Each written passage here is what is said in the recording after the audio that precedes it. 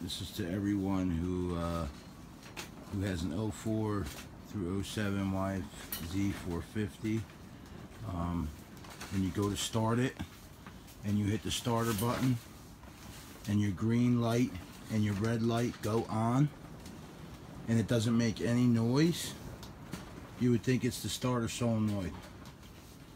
I just went through this whole bike front and back checking all the wires, literally resoldering, recutting, re-end, brand new ends, you name it.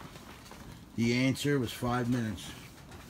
Right here in the neutral relay, that yellow wire, if you can see where my finger is, that yellow wire right there was loose and spliced.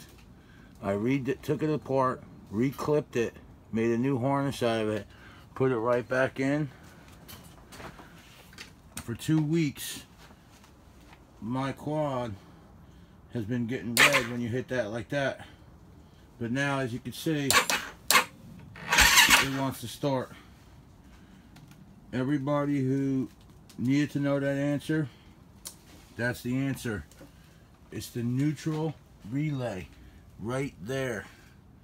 That wire. Thanks for visiting YFZ450s. Go